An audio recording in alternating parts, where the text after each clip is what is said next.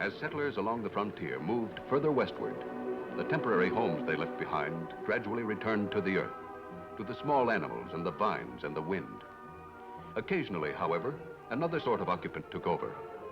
Then for a night, the shack would belong to the drifter, the man without plan or purpose, who had come out of nowhere and was going nowhere. Sometimes, pleased with his luck, he might decide to stay on for a while. Nothing wrong with that. And yet, in the raw, crude early days of the West, a man's whole life might hang on just such a simple decision.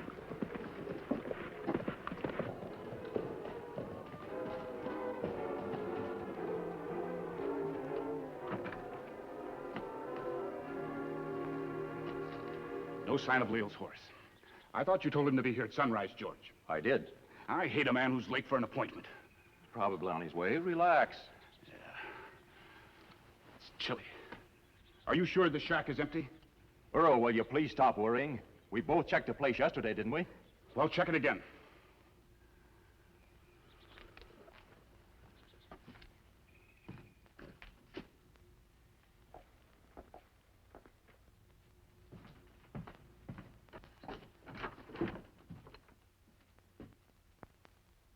Here comes Leo now.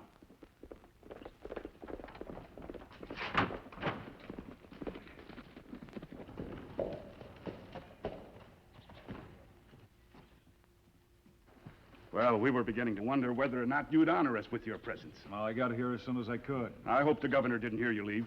The way that man sleeps, well, he wouldn't hear a cannon if it went off in his ear.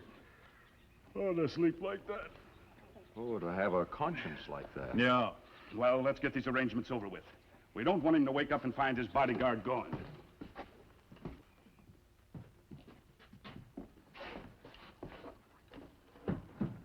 Everything is still all right, isn't it? I mean, you haven't given him any reason to suspect you. Look, this is the first vacation the man's had since he was appointed governor of this territory. He's too busy having a good time to suspect anybody of anything. He can fish all day if he wants, go hunting, riding, almost anything. Doesn't he have to worry about territorial affairs? Well, he figures his capable assistant can handle anything that comes up. That's you, brother. Take a bow. Well, why shouldn't he trust me? I can do the work as well as he can. Maybe not as honestly. That's not funny, Leo. It seems to me I've cut both of you in on everything I've done. You're not exactly Lily White, you know. We're jealous, Earl. We're mad because the thought never occurred to us to take over whole territory. Nobody's stopping you if you want to get out.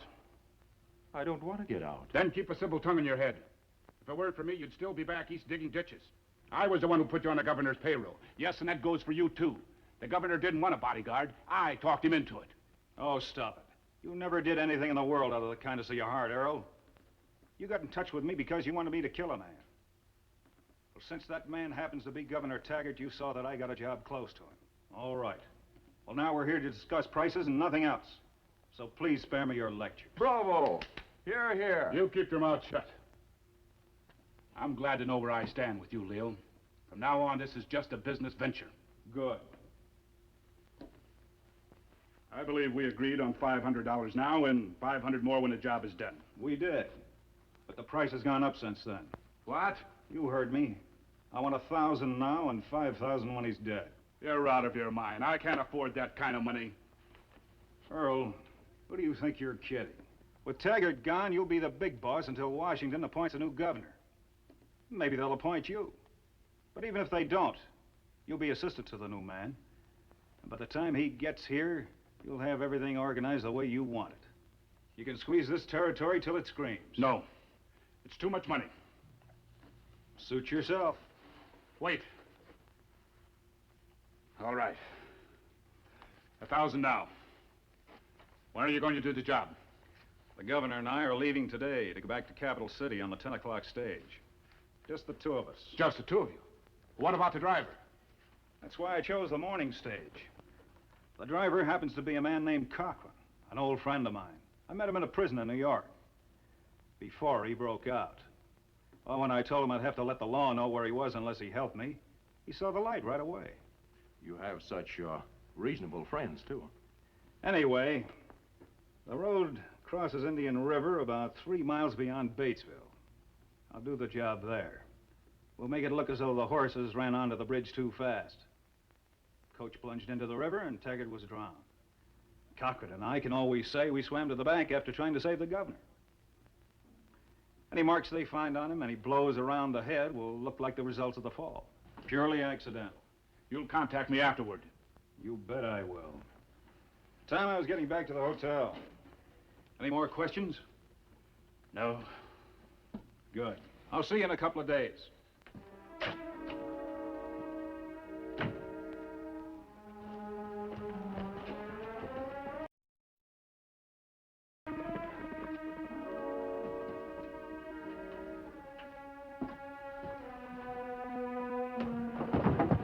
What was that?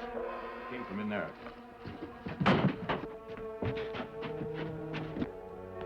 There he goes.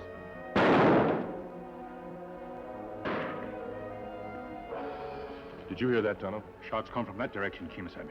We'd better investigate. Come on, Silver.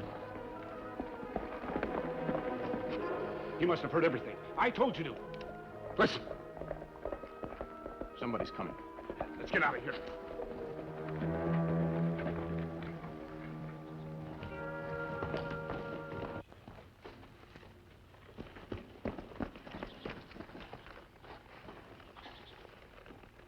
He's badly hurt, Tonto. Me go after the man who shot him, Kimasabi? We'll go after him later. Right now, this old fellow needs attention. I'll take him into that shack. You get the horses. Well, look, I gotta get out of through. No, don't shoot. Don't shoot. Take it easy, old-timer. Everything's all right now. They're gonna kill him. I must get there, warn them. Who are they going to kill? I was listening. I heard everything they said. Three of them. Must tell.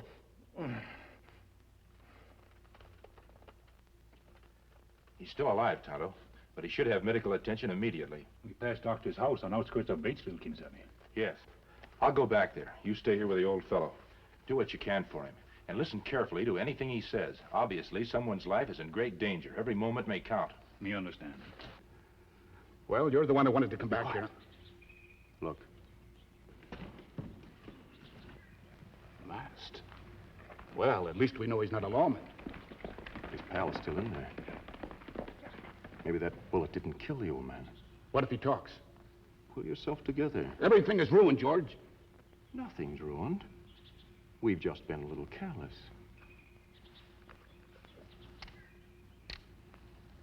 I think we can fix that. Yes, I think we can. I never did hear of a dead witness testifying in court. It's more like it, brother.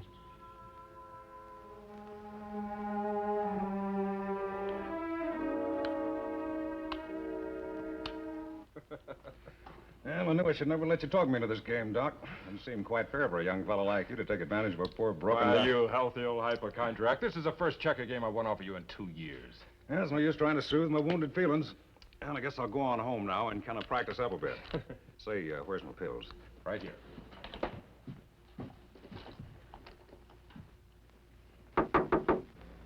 Excuse me, Sheriff. Sir. Yes? Who are you? What's the idea of the mask? Don't draw, Sheriff. I'm glad you're here. Are you the doctor? Yes, I am. I need your help. There's an emergency case about 2 miles from here. I suppose one of your outlaw pals stopped a bullet. I'm no outlaw, Sheriff. I found an old man. He's badly hurt. He's been shot in the back. If you're telling the truth, why didn't you bring this mysterious old man in town? I consider his condition too critical. Well, There's no time to argue. Is that your bag? Yes, but I... Now, hold on, mister. Sheriff, before he lost consciousness, the old man spoke of a murder plot against someone's life. It might be a good idea if you came along. After you, gentlemen. Please, hurry. Well, all I got to say is, mister, that you better be telling the truth.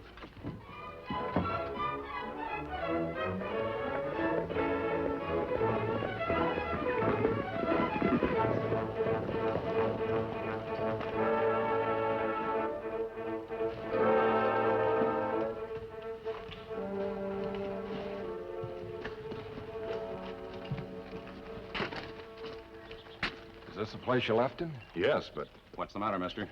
Well, Tonto's horse is gone. Who's Tonto? The friend I left with the old man. You fixing to change the story you told us? No, Sheriff, I told the truth. Please come inside. Tonto, I don't like this. Doctor, here's your patient. Tonto? Well, Doc? Mister? How is he? You said this man was alive when you left, that he had been shot in the back. That's right.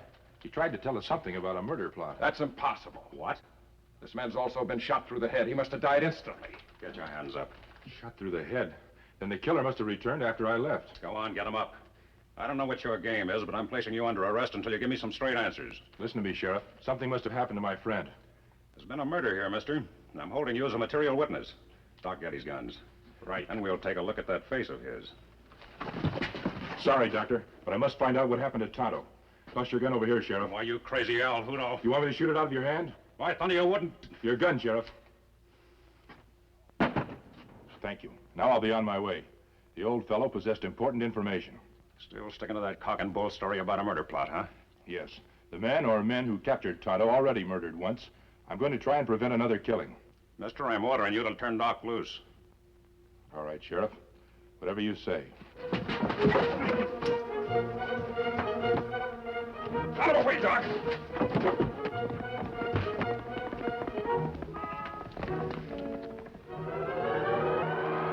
I'd never get him at this distance. That's the fastest horse I ever saw. Gee, I'm sorry I messed it up for you, Sheriff. Oh, that's all right, Doc. I'm not licked yet. If I could only make it up some way. There is, Doc. I'm swearing you in right now as my deputy.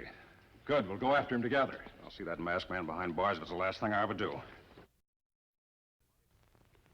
After his escape, the Lone Ranger rode in a wide circle, hoping to pick up Tonto's trail. Meanwhile, in a hotel room in Batesville, Governor John Taggart was preparing for the long journey to Capital City. Don't forget these, Governor. Oh, thanks, Leo. But what did I tell you about calling me governor? Sorry, Mr. Jones. That's better. I tell you, this has been a vacation to remember. No papers to sign, no people to see, no petitions, no complaints. I've already decided to return here next year. Yes, sir. My coach is ready downstairs now. I put the other baggage aboard. You seem anxious to get started, Leo. No, Well, I hope it hasn't been too boring for you. I told Earl it was ridiculous for me to have a bodyguard, but you know how he is once he gets his mind set on anything. Yes, sir. I know. In a way, I'll be glad to get back, though. I have a lot of faith in Earl, and yet he's such an old woman about a lot of things, afraid to take chances. Let me help you, sir. What do you suppose Earl is doing right now? I wonder. I'll ask you once more, Indian. Where did the masked man go? How much did he hear? Stubborn, aren't you? Well, when I get through with you, you'll talk.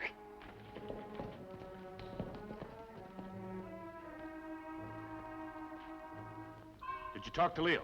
Did you tell him what happened? Nope. No. Well, why do you think I sent you to town? Suppose the old drifter spilled everything he knew before we had a chance to take care of it. Maybe the masked man didn't go to the law, but he certainly might try to warn Governor Taggart. Governor Taggart, him in town? There's your answer. What do you mean? Well, use your head, Earl. The masked man and the Indian were in that shack together, weren't they? Yes, but just the same, Well, if the Indian doesn't know about Taggart, how do you expect his pal to? Yes, you're right. I knew we were safe the minute I rode into Batesville. The masked man had anything to report, there'd been posses forming all over the place. I even dropped into a couple of cafes. Nobody knows anything. We're a lot luckier than we have a right to be, George. I'm glad you didn't bother Leo. I thought you would be. I wonder where the masked man did go. What difference does it make? We're in the clear. The old geezer's dead, and the only other person that knows about the plan is the Indian here. Yes, he does know. Why you plan to kill Governor Taggart? Him good man. Maybe that's his trouble, Indian. Maybe we'd like somebody a little more broad-minded running this territory. Somebody like, my brother, for instance. Let's not waste any more time, George. It must be nearly 10. It's 2 minutes after. The stage is on its way now. And as soon as it gets to Indian River, you're the acting governor. Well, I hope Leo and his friend do the job quickly. I've always liked Taggart. Wouldn't want him to suffer any. Taggart probably won't know what hit him. There'd be no reason to suspect his own bodyguard, especially with Leo sitting right beside him. Well, let's be on our way. There'll be a lot of things I'll have to attend to in Capital City. What about the Indian? What do you mean, what about the Indian? Kill him, of course. Foolish of me to ask, wasn't it? Well, Indian, say your prayers. Put up your hands, both of you. I've picked up your trail about 20 minutes ago, Tonto. Me find out Governor Taggart man I'm going to kill. So I heard. Untie my friend. We not have much time, Kimasabi. Governor Taggart leave on 10 o'clock stagecoach. Killer's on stagecoach, too. Man called Leo plan to kill him at Indian River. I know a shortcut. We can get...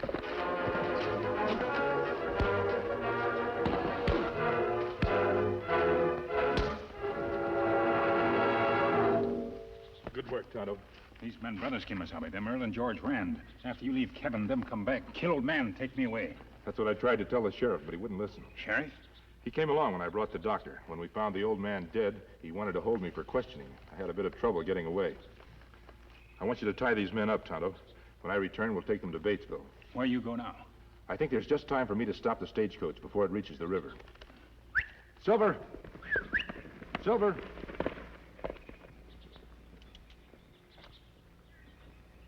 Over there. I knew we'd find him. We followed these tracks. Take cover, Tonto. Come out of there, masked man. You're too, engine. Next time, I'll not shoot over your head. It's the sheriff. What we do, Kimasabi? Soon stagecoach reach Indian River. There's no time to lose. I have to get out of here somehow. We'll try the possum trick. You ready? Not a chance, Sheriff. You'll have to come after us. I gave you a fair warning, mister. There. Kimasabi! Wait! You not kill me! All right, engine, raise your hands and stand up slow. You not shoot. Just remember you're covered, engine, and don't try any tricks. Now toss your gun on the ground.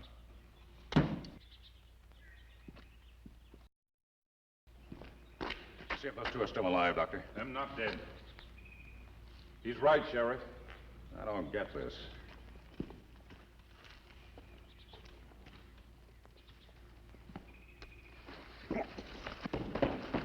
Put up hands. Sorry, Sheriff. You'll understand later. Why, you? Those two murdered the old fellow in the shack.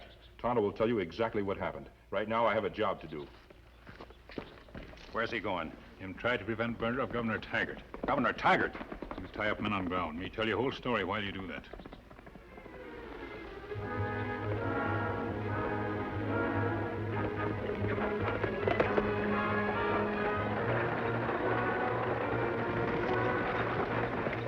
What's the matter with you, Leo? Ever since we left Batesville, you seemed preoccupied. Oh, have I? No reason for it, Governor. Not expecting anyone to make an attempt on my life, are you? What? Well, you're my bodyguard. I thought perhaps you were keeping your eye out for highwaymen. Well, you never can tell what might happen, can you, sir? Oh, come, Leo. Who'd ever want to kill me? Oh, I remember this stretch of country. Let me see. Don't we come to a river pretty soon? Yes, sir. What was the name of that again? They call it Indian River.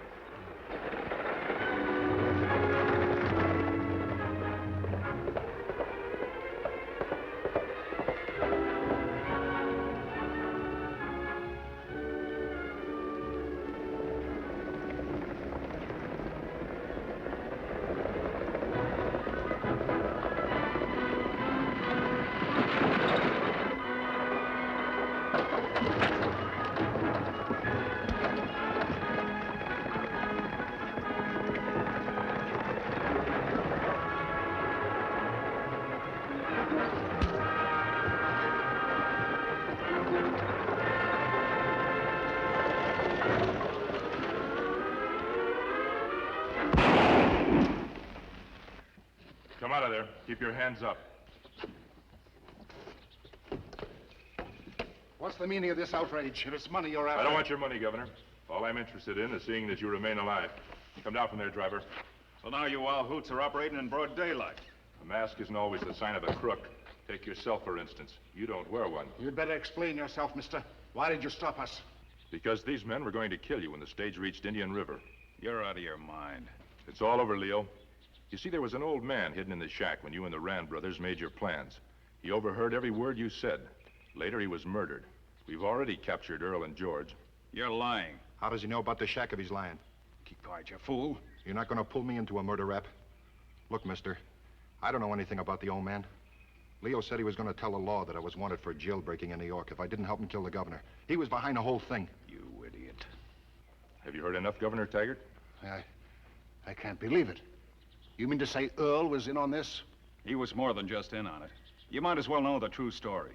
Earl hired me for this job. He wanted to take over the territory himself.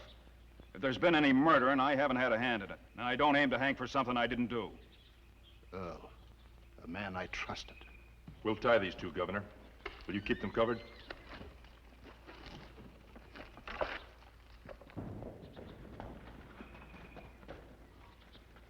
I'm glad you arrived in time, mister. If I'd had sense enough to believe your story, I might have been able to help you.